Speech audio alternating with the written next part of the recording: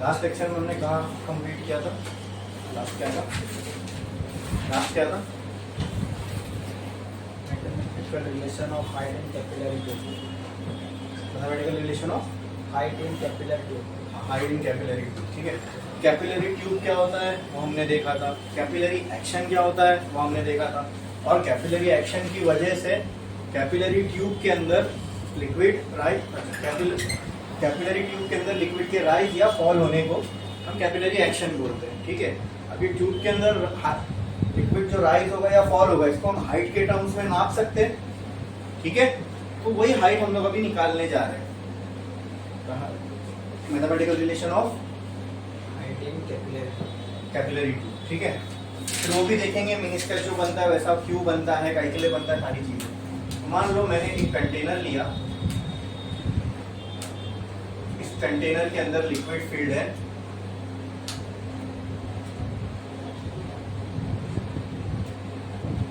और इस लिक्विड के अंदर हमने एक कैपिलरी ट्यूब इंसर्ट किया।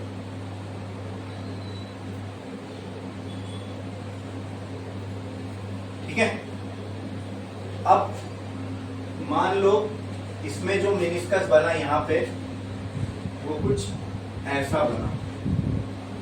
ठीक है, ऐसा।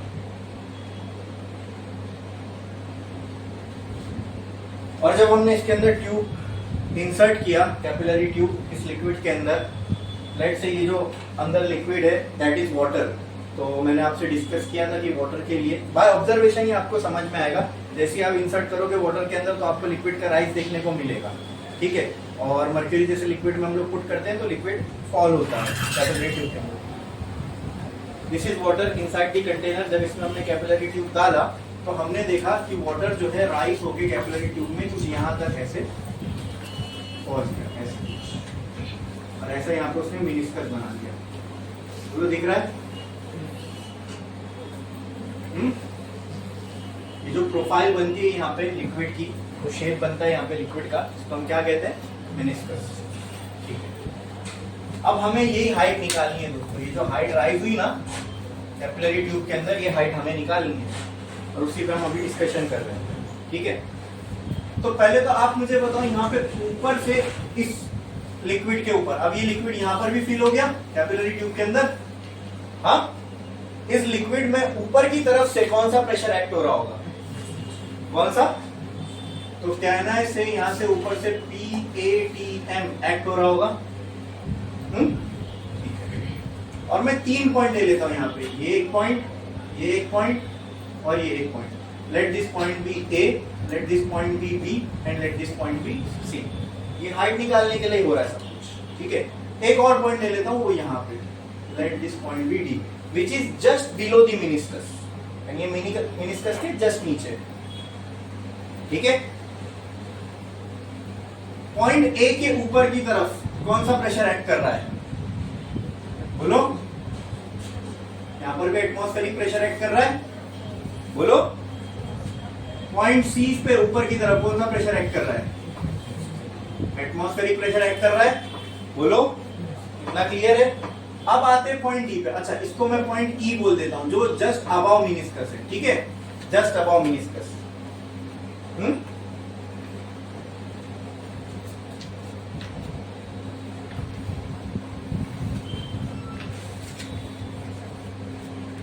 पॉइंट ई ये कहां पे है? Just above meniscus.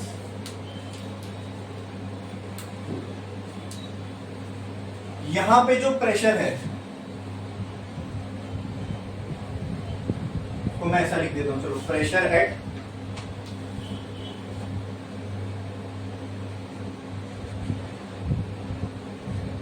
Eight point E just about the meniscus, PATM बराबर। अरे बोलो, क्लियर है? या फिर मैं इसको बोलता हूं, this can be written as PE which is equal to PATM। बोलो, क्लियर? हाँ, फिर pressure at point D just below meniscus.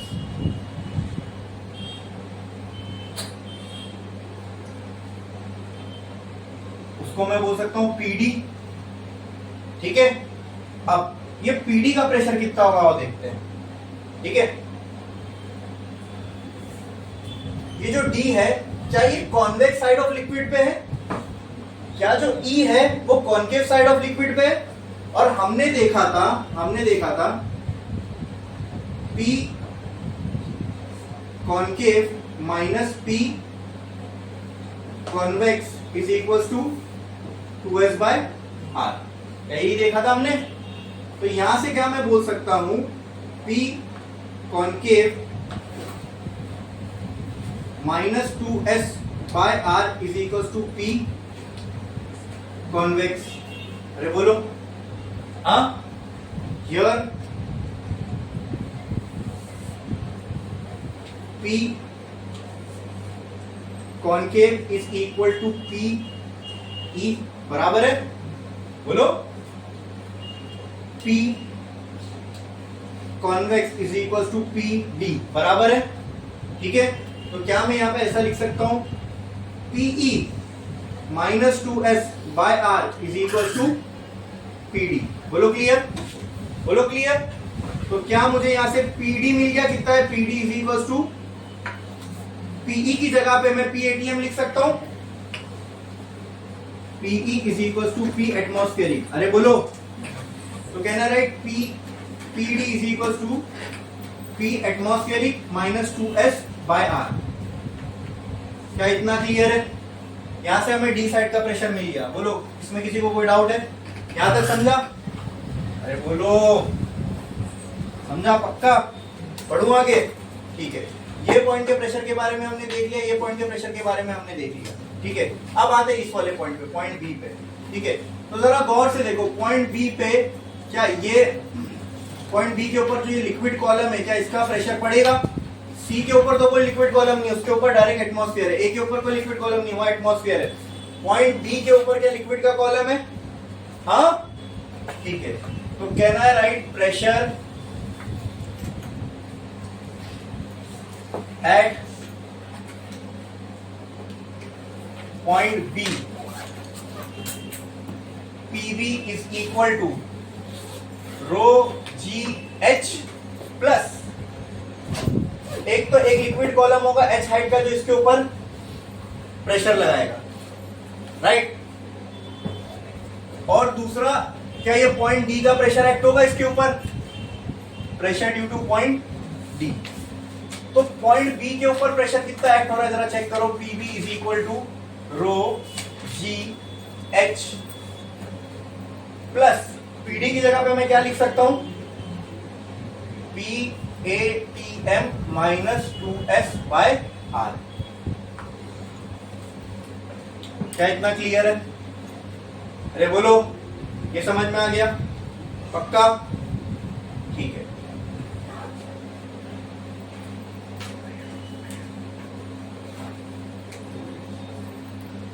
और एक चीज मुझे ये बताओ कि pressure at point A, pressure at point A ये कितना है, PATM के बराबर। प्रेशर एट पॉइंट सी ये भी कितना है, PATM के बराबर। अब आप कोई भी दो हॉरिजॉन्टल लेवल ले लो, कोई भी दो हॉरिजॉन्टल लेवल ले लो, या फिर प्रेशर एट पॉइंट बी को मैं बोल सकता हूं प्रेशर एट पॉइंट सी के बराबर है।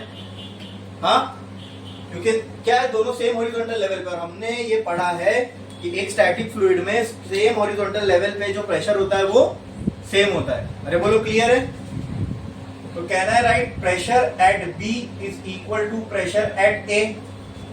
हाँ, लिख सकता हूं, रीजन सेम हॉरिजॉन्टल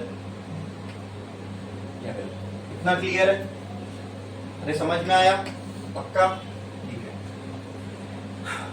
तो इन दोनों से क्या पीवी की मुझे वैल्यू क्या आई, rho G H plus PATM minus 2s by R is equal to PA कितना है, PATM बराबर।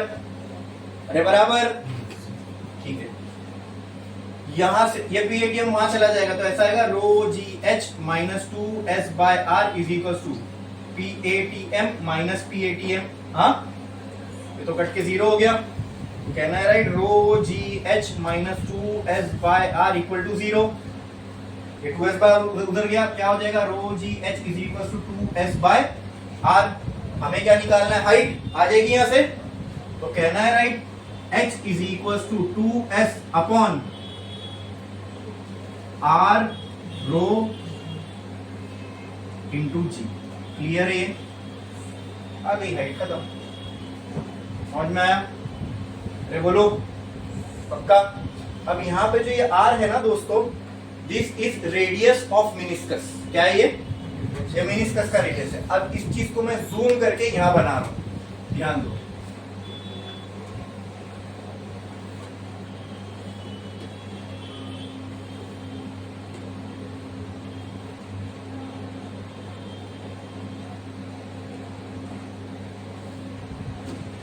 ये ऐसा कुछ स्फीयर बनेगा मिनिस्कस का। अगर मैं इमेजिनरी स्फीयर बनाऊं मिनिस्कस की प्रोफाइल को एक्सटेंड करके, तो ऐसा कुछ स्फीयर बनेगा। बोलो क्लियर है?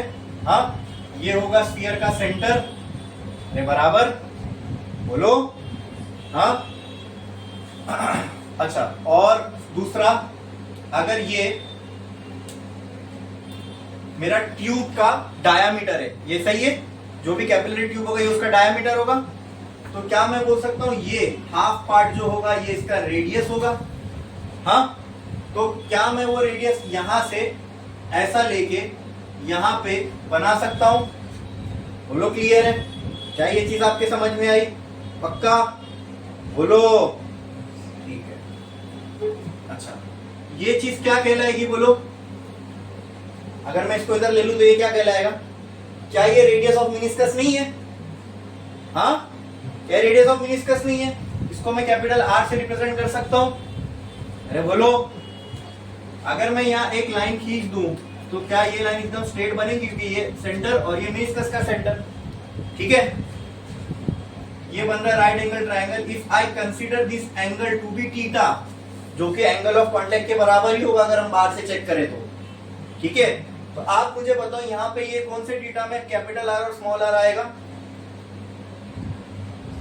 बोलो बोलो, हाँ, कहना है right, cos theta is equal two adjacent upon hypotenuse, बराबर। तो यहां से मैं कैपिटल R की जगह R cos थीटा लिख सकता हूं।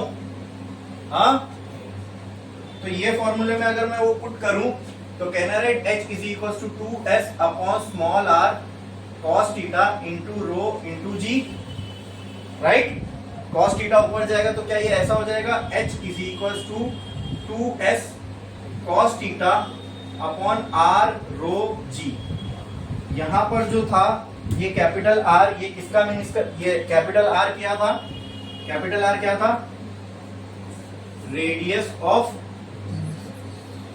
मिनिस्कस। और ये जो स्मॉल r है ये क्या है? Radius of capillary tube. बोलो यहां तक सबको समझ में आया? ठीक है। थीटा क्या है? Angle of contact. थीटा क्या है? Angle of contact. और रो और जी तो पता है, रो इज डेंसिटी ऑफ फ्लूइड, जो भी फ्लूइड होगा, जी जो एक्सेलरेशन ड्यू टू ग्रेविटी की वैल्यू, तो एच जो है हाइट ऑफ। अगर ये एच की वैल्यू नेगेटिव आती है, इसका मतलब समझ लेना कि कैपिलरी ट्यूब में लिक्विड का फॉल हुआ है, और वो अगर पॉजिटिव ही आ रहा है इसका मतलब कैपिलरी ट्यूब में लिक्विड राइज हुआ है। सिंपल, क्लियर है? क्योंकि एच की फॉर्मूले में हमको थीटा दिख रहा है, थीटा के चेंज से ऑटोमेटिकली एच की हाइट नेगेटिव पॉजिटिव हो जाएगी। समझ में आया? यही हेडिंग हमने लगाए थे, clear. Height of mathematical relation of height क्या था? हाइट ऑफ, बोलो जल्दी, mathematical relation for height capillary tube. हाँ, छापो ये। समझा ना सबको? कोई डाउट है इसमें किसी को? हाँ, अरे बोलो, छापो जल्दी।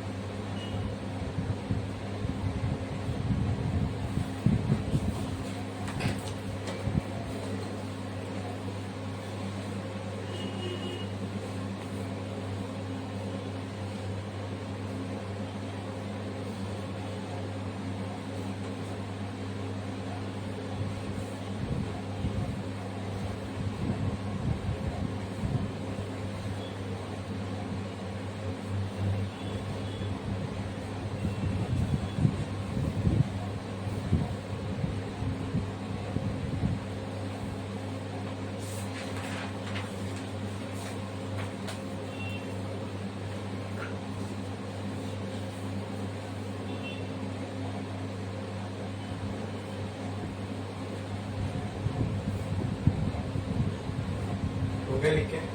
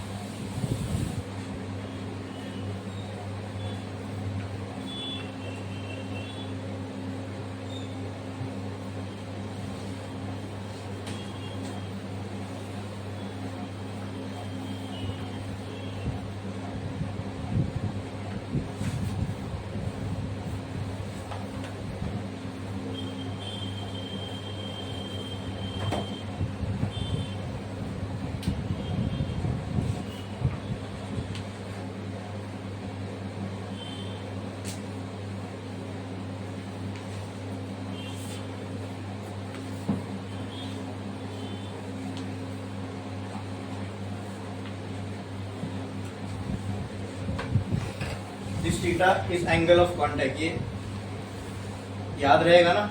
ठीक है, मैं आपको पूरा निकाल के भी बता सकता हूँ। देखो यहाँ पे tangent to liquid away from solid, tangent to solid towards liquid, ये एंगल क्या हो गया? थीटा। ये लाइन इससे परपेंडिकुलर है, ये लाइन इससे परपेंडिकुलर है, तो अगर इन दोनों के बीच में एंगल थीटा तो इन दोनों के बीच में एंगल भी थीटा ही होएगा। आई बात समझ में? यहाँ बनाने की जरूरत नहीं है। क्लियर है? हुआ ये? अब आओ इस पे थोड़ा सा डिस्कस करते हैं कि ऐसा मेनिस्कस क्यों बनता है, ये राइज और फॉल क्यों होता है, वो सारी चीजें। ये हाइट आपने देख ली, समझ में आया सबको? हाँ, कैसे आया? अरे बोलो।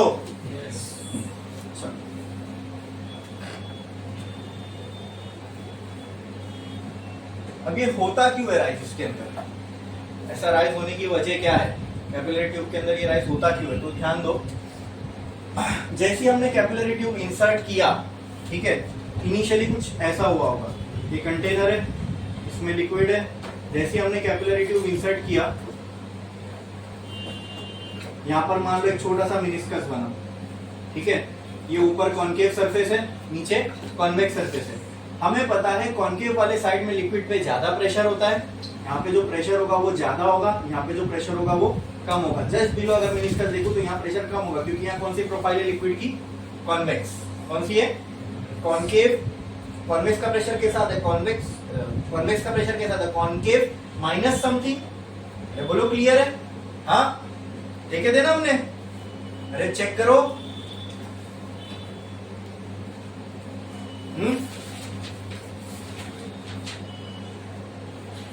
या सिंपल इतना तो पता है ना हमें, कॉन्केव साइड में लिक्विड के प्रेशर ज्यादा होता है और कॉन्वेक्स में कम होता है। तो इन दोनों जगह में से यहाँ प्रेशर ज्यादा होगा, यहाँ प्रेशर कम होगा। बराबर बराबर। लेकिन यहाँ अगर प्रेशर कम है और यहाँ पर ये चेक करो, ये प्रेशर कम है और यहाँ पे प्रेशर एटमॉस्फेरिक है। क्या है?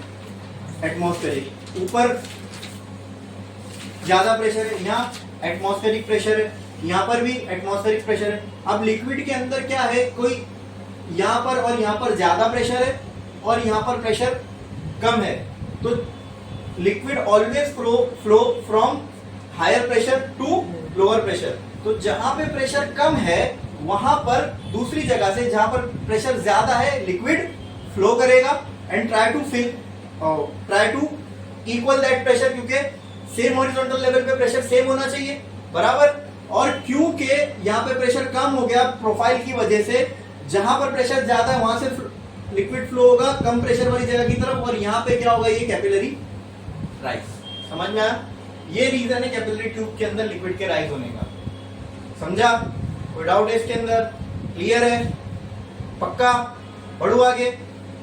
और नेक्स्ट, ये जो प्रोफाइल ऐसी बनती है वाटर की या मर्क्यूरी की, ऐसी क्यों बनती है, और उस पर डिस्कस करते हैं थोड़ा सा।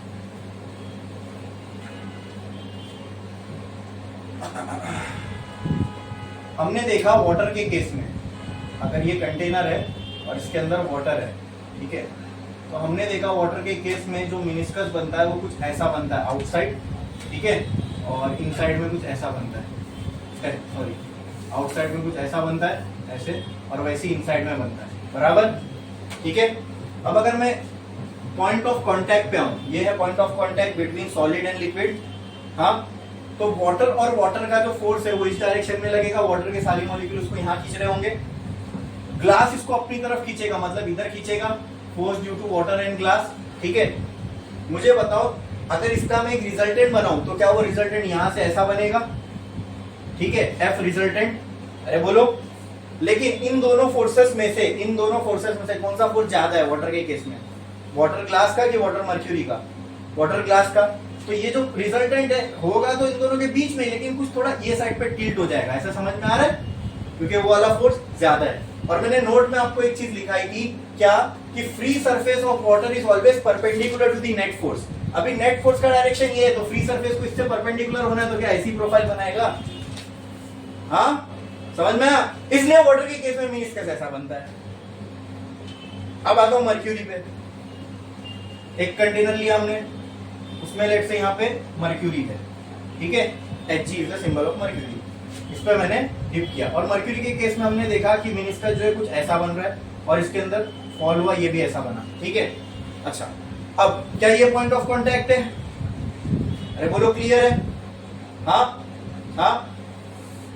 इसको ग्लास मर्क्यूरी को अपनी तरफ ऐसा खींचेगा, हाँ पक्का, ठीक है, और मर्क्यूरी को यहां खींचेगा, बोलो, ठीक है। इसको और अच्छे से आपको समझ में आएगा, मैं ये साइड पे बनाता हूं, चलो। ग्लास मर्क्यूरी को अपनी तरफ यहां खींचेगा, बराबर, क्लियर, और मर्क्यूरी के मॉलिक्यूल उसको यहां खींचेंगे, बराबर, अरे बोलो, नेट फोर्स इसका यहां पे कहीं पे होगा, क्लियर है। अच्छा, इन दोनों में से ये एफ मर्क्यूरी और ये एफ मर्क्यूरी एंड ग्लास, ठीक है। अब इन दोनों में से कौन सा फोर्स ज्यादा है, मर्क्यूरी ग्लास का कि मर्क्यूरी का, मर्क्यूरी का फोर्स इस साइड पे कुछ होगा ये, ठीक है। अब नेट फोर्स का डायरेक्शन देखो आप, तो होना बीच में था लेकिन थोड़ा टिल्टेड है इधर। नेट फोर्स का डायरेक्शन क्या है, ये रिजल्टेंट का डायरेक्शन क्या है, ये what will the free surface of liquid try to do, it will try to be perpendicular to the net force, बराबर। नेट फोर्स ये डायरेक्शन में, तो ये फ्री सरफेस ऐसा होने की कोशिश करेगा, इसलिए मर्क्यूरी के केस में मिनिस्कस ऐसा बनता है। आई बात समझ में, क्लियर है। उस साइड पे करके देखोगे तो ऐसी आएगा, समझे, क्लियर है, पक्का। अब नेक्स्ट एक लाइन छोड़ो, स्टार डालो, हेडिंग लगाओ, Pascal's law, Pascal's law, Pascal's law, Pascal's law. It states that, उसका मैं स्टेटमेंट बोल रहा हूं, लिखो, it states that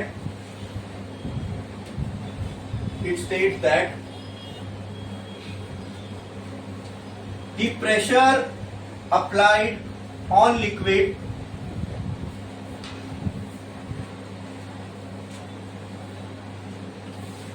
is transmitted equally at all points in all direction, is transmitted equally at all points in all direction, is transmitted equally at all points in all direction, ठीक है। अब ये pascal law बहुत काम की चीज है दोस्तों, ये हमारे डे टू डे लाइफ में बहुत जगह पे काम आता है, बहुत जगह पे यूज होता है। आओ देखते हैं कैसे। एक तो फ्लूइड की जो प्रॉपर्टी है, लिक्विड की जो प्रॉपर्टी है, जो इनकम्प्रेसिबल होने की, ठीक है, लिक्विड की। गैसेस को हम कंप्रेस कर सकते हैं, गैसेस बहुत हद तक कंप्रेसिबल होती हैं, लिक्विड जो है वो कंप्रेसिबल नहीं होते। अब पास्कल लॉ पे को जब हम लिक्विड पे अप्लाई करते हैं तो बहुत गजब की चीज देखने को मिलती है। आओ देखते हैं कैसा। पास्कल लॉ क्या बोलता है, अगर मैं किसी लिक्विड में प्रेशर अप्लाई करूं, वो प्रेशर हर जगह, हर पॉइंट में, हर डायरेक्शन में सेम होगा, ठीक है। तो मैंने दिमाग लगाया, अच्छा समझो, देखो मान लो ये एक कंटेनर है, इसके अंदर लिक्विड फिल है, इसके ऊपर मैंने एक पिस्टन रख दिया, क्या रख दिया, पिस्टन, और इस पिस्टन पे ऊपर से मैंने लगाया फोर्स, ठीक है। वो फोर्स जब इस एरिया पे लगेगा तो क्या यहाँ पे अंदर प्रेशर बनेगा, देखो इस पॉइंट पे क्या प्रेशर बनेगा, तो जो भी यहाँ पे प्रेशर होगा वही प्रेशर इधर भी होगा, वही प्रेशर इधर, जबकि इनका इससे कोई लेना देना ही नहीं है, इसका यहाँ से कोई लेना देना ही नहीं है। मेरे फोर्स की वजह से इस पॉइंट पे जो भी प्रेशर बनेगा वही प्रेशर इधर भी होगा, वही प्रेशर इधर भी होगा, वही प्रेशर हर डायरेक्शन में, हर पॉइंट में प्रेशर क्या होगा, सेम। अब ये प्रॉपर्टी से हमने बहुत ही मजेदार चीज देखे, वो क्या, देखो मैं क्या किया, ध्यान से देखना। यहां पर एक कंटेनर लिया, ठीक है, और ये कंटेनर को मैंने कुछ ऐसा बनाया, थोड़ा यहां से चैम्पर कर देते हैं।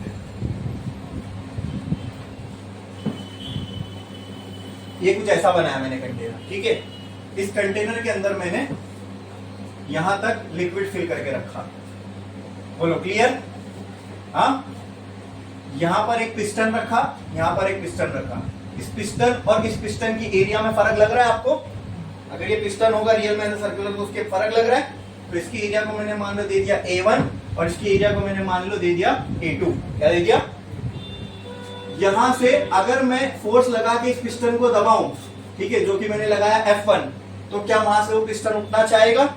ठीक है, क्योंकि लिक्विड इज इनकम्प्रेसिबल, तो सारा का सारा फोर्स यहां ट्रांसमिट हो जाएगा, तो यहां पर ये उठेगा F2 अमाउंट ऑफ फोर्स है। बोलो इतना क्लियर है? आई बात समझ में? पक्का? ठीक है। अब मैंने फोर्स लगाया इस एरिया पे जो लिक्विड के साथ कांटेक्ट में, तो क्या यहां प्रेशर बनेगा? ठीक है, let this pressure B P1, तो क्या यहां पर भी कोई प्रेशर होगा? P2। ये प्रेशर पूरा का पूरा क्या लिक्विड में से ट्रांसमिट हो रहा है, और पास्कल लॉ ये कहता है कि अगर आप प्रेशर लगाते हो लिक्विड में, तो वो प्रेशर लिक्विड के हर पॉइंट पे, हर डायरेक्शन में सेम होता है। तो कहना है से by Pascal's law P1 is equal to P2। तो कहना है अब इस P1 is equal to A2, मुझे पता है P बराबर होता है फोर्स अपॉन एरिया, तो कहना है से F1 by A1 is equal to F2 by A2। हाँ कि ना?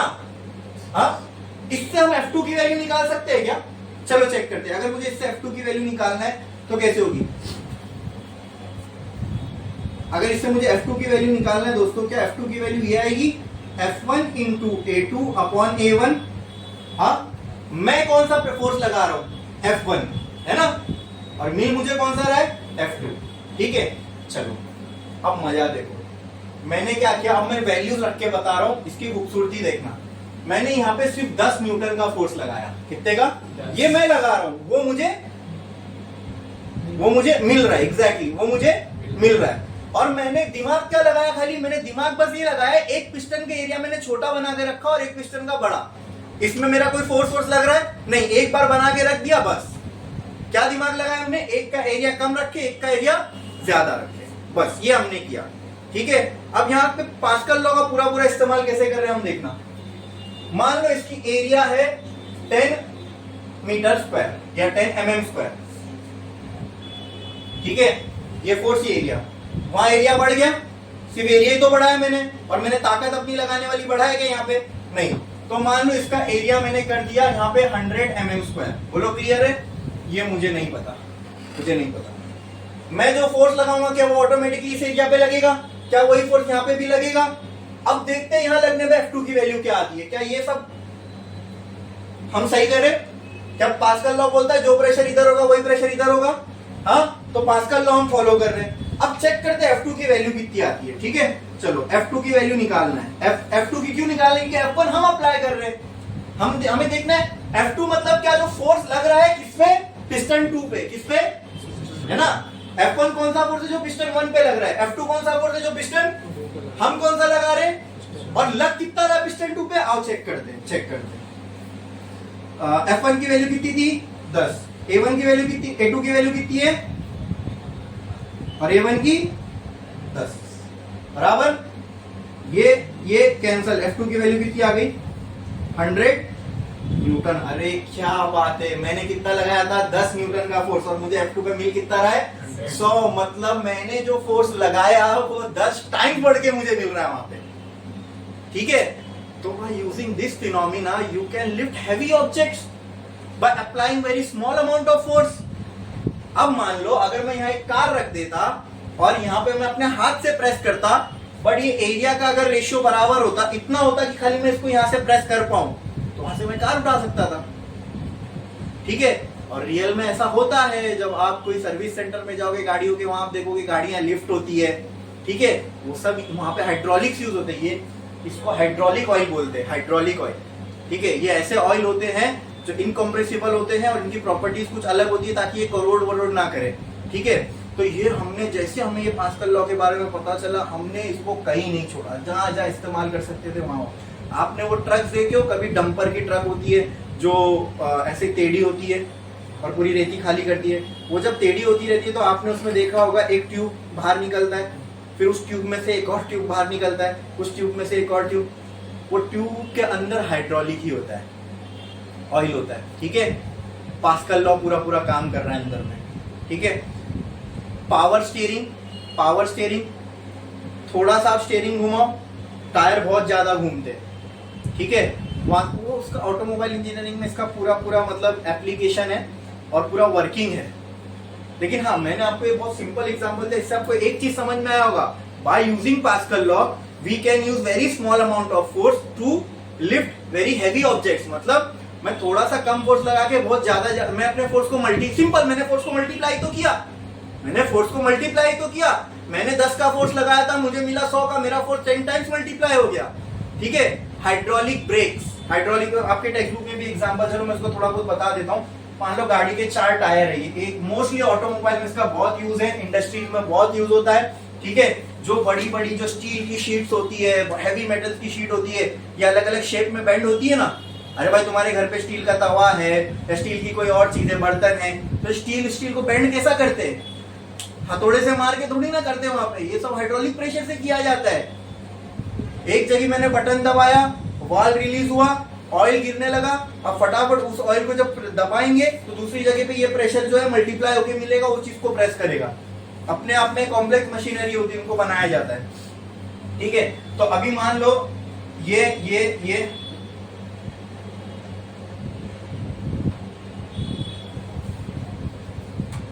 ऐसे 4 टायर है, इन चारों टायर में ब्रेक्स लगे हुए हैं, ठीक है। ब्रेक्स को प्रेस करना है, मतलब यहां से ऑयल, यहाँ पे एक डिस्क लगी होती है। मान लो एक गाड़ी है, गाड़ी के अंदर एक ऐसी डिस्क है और डिस्क के दोनों तरफ ऐसे रबर के पैड्स है, ठीक है। एक रबर के पैड के पीछे और ये भी रबर के पैड के पीछे ऑयल होता है, ठीक है। अब हम क्या करते हैं गाड़ी में, हम तो ब्रेक को प्रेस कर रहे हैं। मान लो आपने लगाया 10 न्यूटन का फोर्स, ब्रेक को दबाने के लिए आपने 10 न्यूटन का फोर्स लगाया, ठीक है। अब वो ब्रेक पेडल मान लो इधर पे है, इधर पे ऐसा, आपने यहाँ पे 10 न्यूटन का फोर्स लगाया।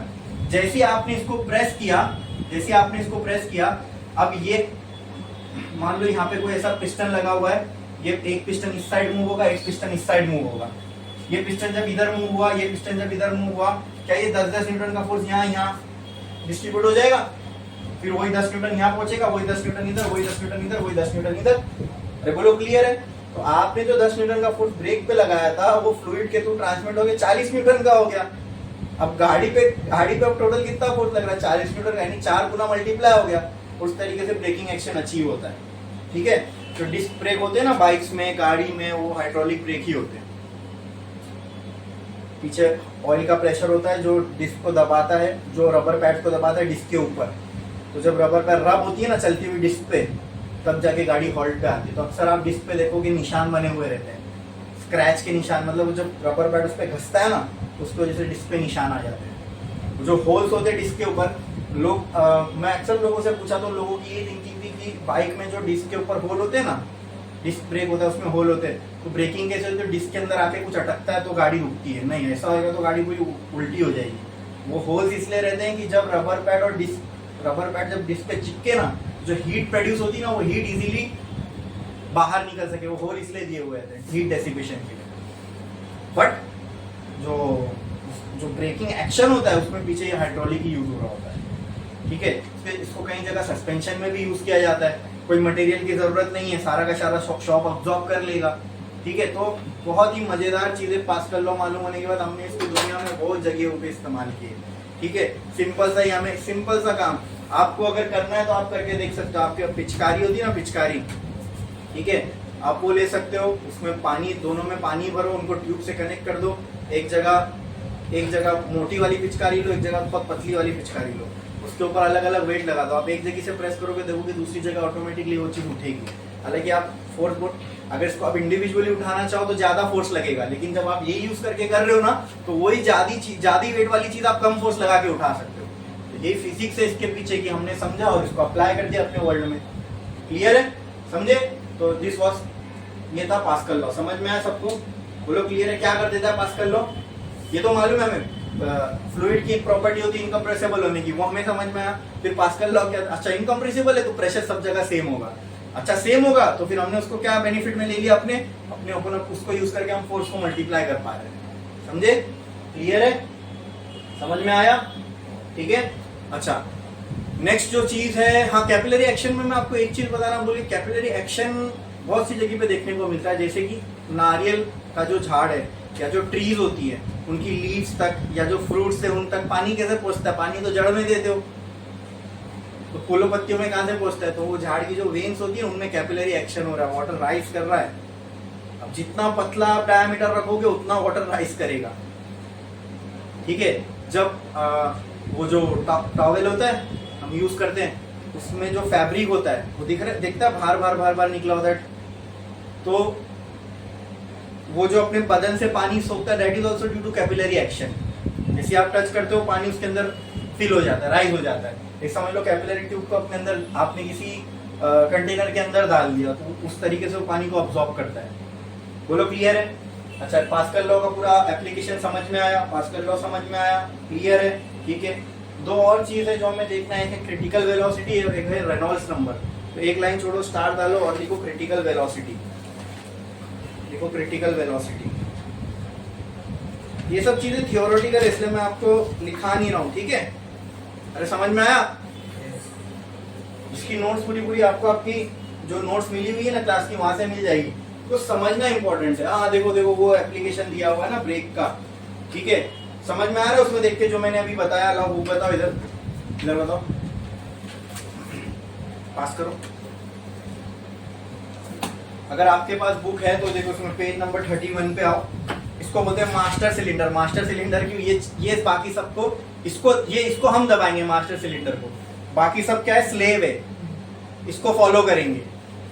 जैसे आपने यहाँ पे प्रेस किया, ठीक है, यहाँ से दिख रहा है आपको फ्लूइड, जब यहाँ पे आप उसको दबाओगे ये फ्लूइड यहाँ से आगे बढ़ेगा, उतना ही फ्लूइड यहाँ से आगे बढ़ेगा, उतना ही यहाँ से, उतना ही यहाँ से, उतना ही यहाँ से। जो भी आपने यहाँ फोर्स लगाया उसका 4 गुना फोर्स आपको बन के मिला। That is due to Pascal law.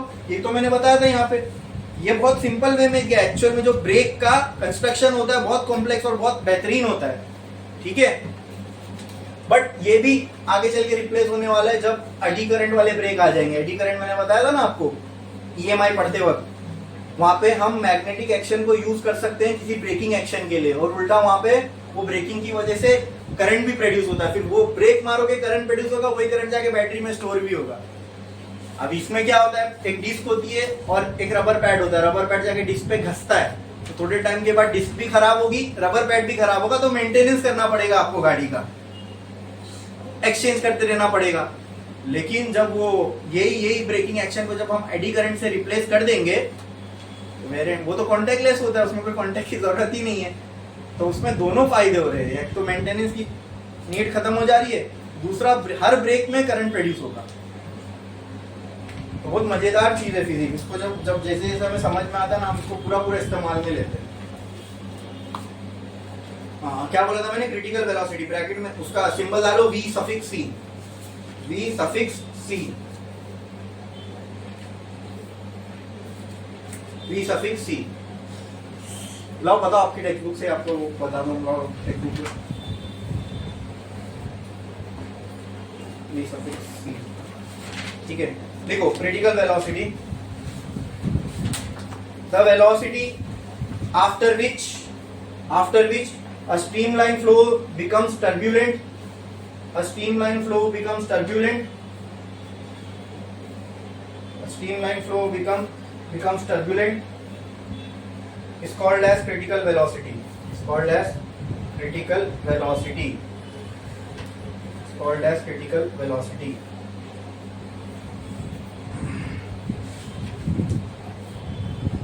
अब बहुत आसान है क्रिटिकल वेलोसिटी समझना। देखो स्टडी फ्लो समझे थे, और स्ट्रीमलाइन फ्लो क्या होता है?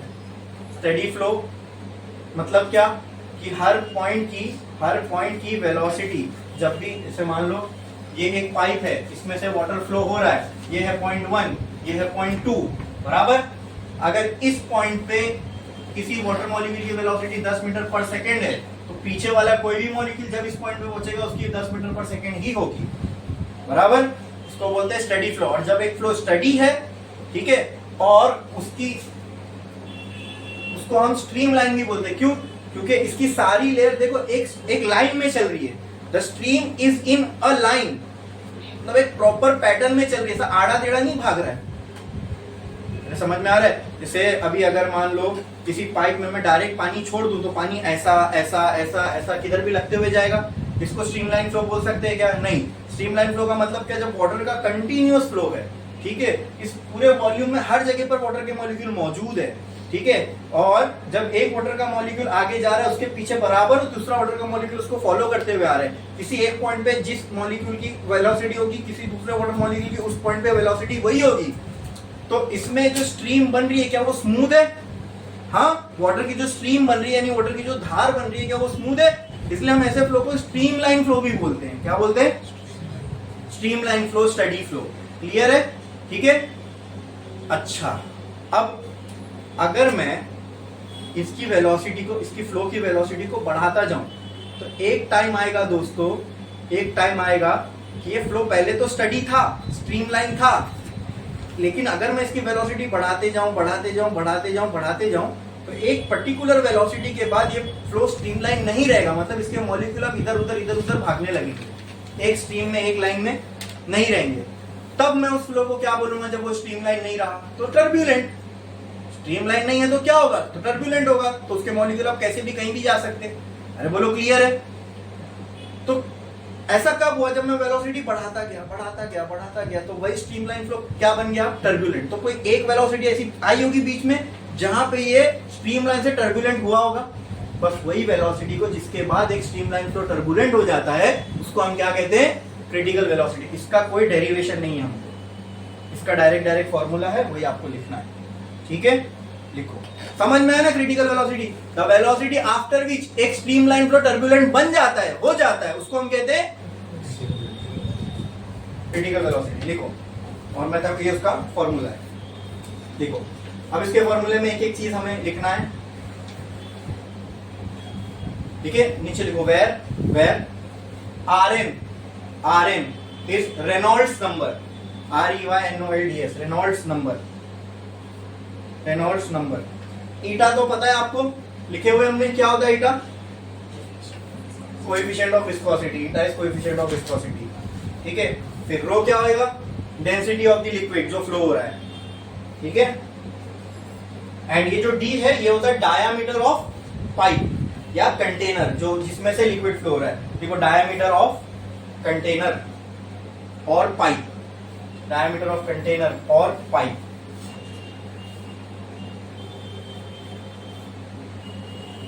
ठीक है। देखा आपने? फिर एक लाइन छोड़ो, स्टार डालो और लिखो रेनॉल्ड्स नंबर Rn ब्रैकेट में। अब इसमें आपको एक नया, हमने कोएफिशिएंट ऑफ विस्कोसिटी देख चुके हैं, हाँ, क्या होती है? रो हमें पता है क्या होता है, डायमीटर तो कुछ नहीं है, पाइप का डायमीटर। रेनॉल्ड्स नंबर एक नई चीज आ गई इसके अंदर। अब ये क्या है, आओ देखते हैं। रेनॉल्ड्स नंबर लिखा Rn, it is a number which gives us information about the flow, whether it is streamline or it is turbulent. It is a number which gives us information about the flow,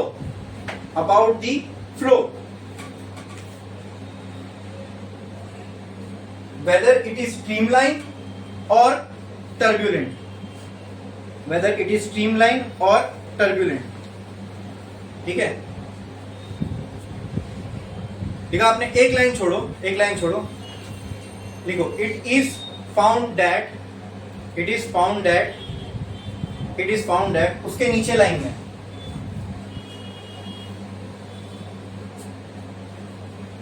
it is found that if Rn is less than 1000, ठीक है, flow is streamline. Flow is streamline, flow is streamline.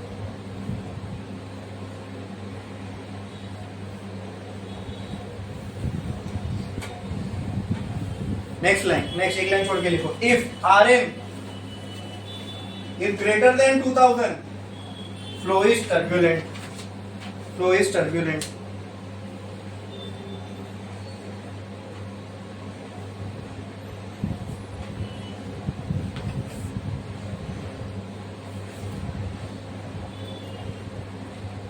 फिर next, if R N is between 1000 to 2000, if Rn is between 1000 to 2000, Rn is between 1000 to 2000, it can be said that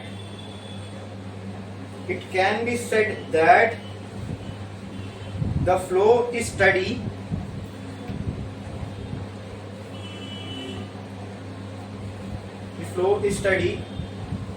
and may transition into turbulent flow,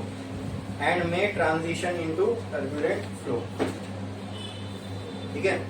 तो आपको दिखा यहाँ पे ये Reynolds number को हम calculate कर सकते हैं क्या? ये देखो यहाँ से कैलकुलेट कर सकते हैं ये अरे इसमें आरएन रेनॉल्ड्स नंबर, तो आरएन को हम कैलकुलेट कर सकते हैं ना इस फॉर्मूले से। जो भी आरएन की वैल्यू आएगी तो क्या बताएगी वो, क्या पता चलेगा उससे? आरएन की वैल्यू से क्या फ्लो कैसा है, स्ट्रीमलाइन है या टर्बुलेंट है। स्ट्रीमलाइन अब हमें समझ में आता है कैसा फ्लो होगा, टर्बुलेंट समझ में आता है। जैसे एग्जांपल ले लो, आपने एक तेल का पैकेट लाया दुकान से, ठीक है, उसमें आपने एक होल मार दिया तो उसमें से एक फ्लो निकलेगा, वो फ्लो स्ट्रीमलाइन फ्लो है। अब देखोगे उसमें हर मॉलिक्यूल दूसरे मॉलिक्यूल के पाथ को फॉलो कर रहा है, बराबर एक लाइन में सब आ रहे हैं, एक लाइन में सब आ रहे हैं। बोलो क्लियर है? ठीक है। हाँ, और अब लेट से कि मैंने एक बॉटल लिया, ठीक है, उसको टैप में कनेक्ट कर दिया ऐसा टेढ़ा करके, अब उसमें टैप में एकदम जोर से पानी ओपन कर दिया। अब जो उसमें पानी के मॉलिक्यूल आएंगे इधर इधर इधर इधर टकरा के बॉटल को भरेंगे, वो किस तरीके का फ्लो हो गया? Turbulent flow. अरे आई बात समझ में? बोलो क्लियर है? हाँ बोलो Yes. समझे?